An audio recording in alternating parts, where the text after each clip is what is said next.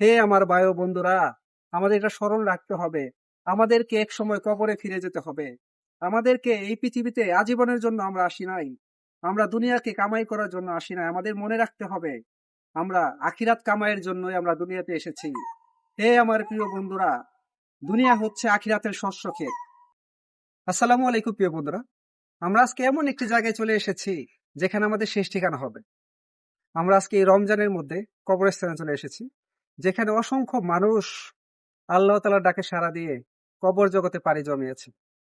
প্রত্যেকটা মানুষকেই এক সময় কবরে চলে যেতে হবে, কারণ কবরই হচ্ছে আমাদের শেষ ঠিকানা। আর এটাই আমাদের শেষ, কারণ পরপারে যাওয়ার জন্য যে প্রথম ঘাঁটি সেটা হবে কবর। এই যে আমরা কবরকে দেখতে পাচ্ছি, এখানে এক সময় তারাও এই মাটির উপরে চলাফেরা করেছে। এখানে আমরা অসংখ্য কবর দেখতে পাচ্ছি। কেউ ডাক্তার, কেউ ইঞ্জিনিয়ার, কেউ অ্যাডভোকেট, কেউ আরো বড় রাজনীতিবিদ ছিল, কেউ সাধারণ মানুষ, কেউ বা কৃষক। সকল মানুষ কিন্তু এখানে মৃত্যুর পর একই সাথে শুয়ে আছে। কারোর জন্য কিন্তু আর কোনো ভেদাভেদ বা আলাদা কোনো স্থান নেই।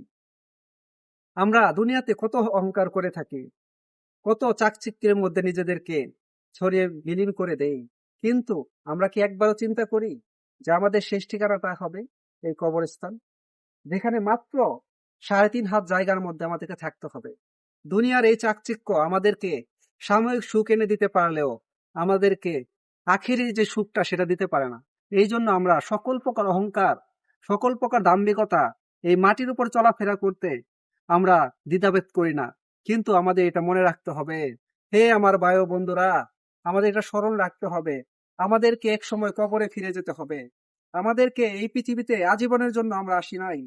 আমরা দুনিয়াকে কামাই করার জন্য আসি নাই। আমাদের মনে রাখতে হবে আমরা আখিরাত কামাইয়ের জন্যই আমরা দুনিয়াতে এসেছি। হে আমার প্রিয় বন্ধুরা, দুনিয়া হচ্ছে আখিরাতের শস্য ক্ষেত। এখান থেকে আমরা যা কিছু কামাই করে নিয়ে যাব, আমরা সেটাই আখিরাতে আমরা লাভ করব। এজন্য আমরা আমাদের দুনিয়াকে না গুছিয়ে আমাদের আখিরি জিন্দেগি, আমাদের আখিরাতকে গুছানোর চেষ্টা করি। কারণ আমরা যদি দুনিয়ার পিছনে ছুটে বেড়াই, আমাদের সাময়িক কিছু সুখ আসবে, সাময়িক শান্তি আসবে, কিন্তু আমাদের লম্বা যে জিন্দেগি, আমাদের যেখানে যেতে হবে, আমরা সেটা কিন্তু অর্জন করতে পারবো না। এজন্য আমরা প্রত্যেকেই প্রত্যেকেই প্রত্যেকেই আমরা দুনিয়ার জিন্দেগিকে পিছনে ফেলে আখিরাতকে সামনে নিয়ে আমরা কাজ করার চেষ্টা করি। আর আমার পাশে দেখতে পাচ্ছি ডক্টর সাইদ আল মামুন, সে একজন ডক্টর ছিলেন। তার পাশে দেখতে পাচ্ছি আসিয়া খাতুন, সে একজন গৃহিণী ছিলেন। তার পাশে দেখতে পাচ্ছি মরহুম মঞ্জুল আলম।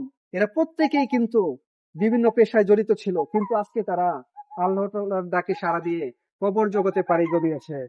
আমরা দেখতে পাচ্ছি সাইফুল ইসলামের কবর, আমরা দেখতে পাচ্ছি দাউদ ইসলামের কবর, আমরা সবার কবরই দেখতে পাচ্ছি। কিন্তু আমরা এই মাটির উপরে দাঁড়িয়ে থেকেও, এই ডিজিটাল যুগে এসেও তাদের কোনো খবর আমরা নিতে পারতেছি না, তাদের কোনো খোঁজ খবর নিতে পারতেছি না। মাত্র ৩.৫ হাত মাটির নিচে যাওয়ার পরেই তাদের সকল তথ্য আমরা ভুলে গিয়েছি। তাদের আমরা আগের মতো মনে রাখি না। এই দুনিয়ার জগতে থাকা অবস্থায় যে পরিমাণ আমরা মনে রেখেছি, তাদের অহংকারের কারণে আমরা চলতে পারি নাই, তাদের কারণে আমরা গুছাতে পারি নাই। কিন্তু তারা যখন মাটির নিচে মাত্র ৩.৫ হাত মাটির নিচে চলে গেছে, তখন থেকে কিন্তু আর আমরা